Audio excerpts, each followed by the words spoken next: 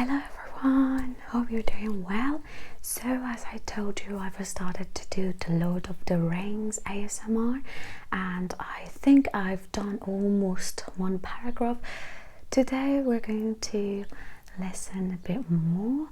I will try to do at least one page so that it wouldn't take that long, because as you know, I do go to work and it's really difficult for me to manage my time when I've got only one day a week, because some weeks I do work on Saturdays. Right, so I'm just going to start reading the rest of the paragraph, and if I could, I will do one page as well. Let's see what you think.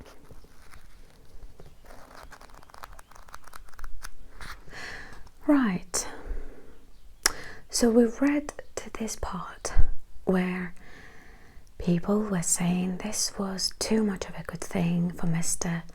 Baggins. It seemed unfair that anyone should possess, apparently, perpetual youth as well as reputedly inexhaustible wealth. It will have to be paid for, they said. It isn't natural, and trouble will come of it. But so far trouble had not come, and Mr. Baggins was generous with his money. Most people were willing to give him his oddities and his good fortune. He remained on visiting terms with his relatives, except of course the Sackville Bagginses, and he had many devoted admirers among the hobbits of poor and unimportant families, but he had no close friends until some of his young cousins began to grow up. The eldest of these, and Bilbo's favourite, was young Frodo Baggins. When Bilbo was 99, he adopted Frodo as his heir and brought him to live at Baggins, and the hopes of the Sackville Bagginses were finally dashed. Bilbo and Frodo happened to have the same birthday, September the 22nd. "You had better come and live here, Frodo, my lad," said Bilbo one day, "and then we can celebrate our birthday parties comfortably together." At that time, Frodo was still in his tweens, as the hobbits called the irresponsible 20s between childhood and coming of age at 33.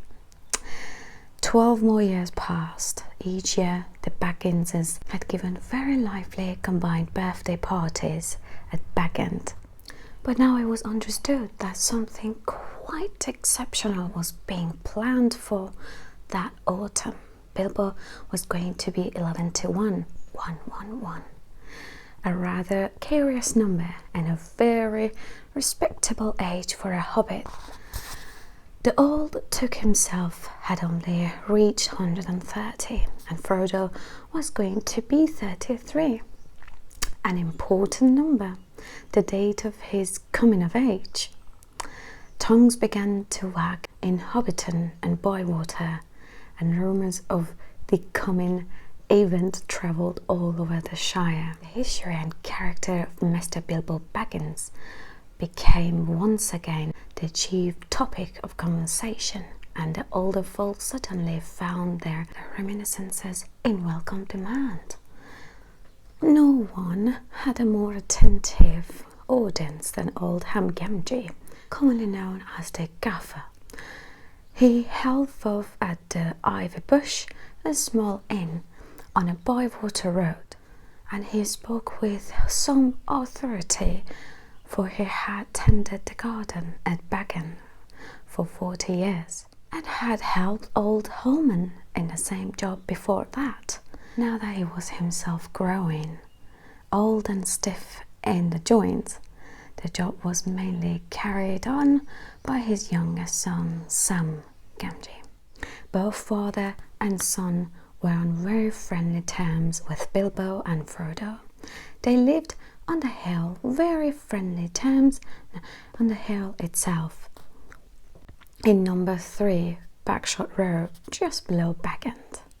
A very nice, well-spoken, gentle hobbit is Mr. Bilbo. As I've always said, the gaffer declared with perfect truth, for Bilbo was very polite to him, calling him Master Hamfast and consulting him constantly upon the growing of vegetables. In the matter of roots, especially potatoes, the gaffer was recognized as the leading authority by all the neighborhood, including himself. But what about this Frodo that lives with him? Asked old Noax of Bywater. Baggins in his name, but he's more than half of a brandy buck. They say, it beats me why any Baggins of Hobbiton should go looking for a wife away there in Buckland, where folks are so queer. And no wonder they're queer, put in Daddy Toefoot. If they live on the wrong side of the Brandywine River and right again the old forest, that's a dark bad place if half the tales be true. You're right, Dad. Not that the Brandbucks of Buckland live in the old forest, but they're a queer breed. Seemingly they fool about with boats on the big river, and that isn't natural. Small wonder that trouble came of it, I say. But be that as it may, Mr. Frodo is as nice a young hobbit as you could wish to meet. Very much like Mr. Bilbo, and in more than looks, after all, his father was a Baggins. A decent, respectable hobbit was Mr. Drogo Baggins. There was never much to tell of him till he was drowned. Drowned, said several voices.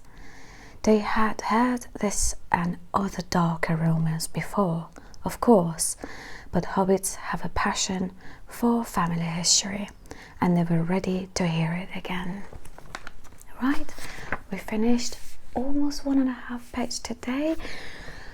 I hope that on my free times I'm going to do more for you.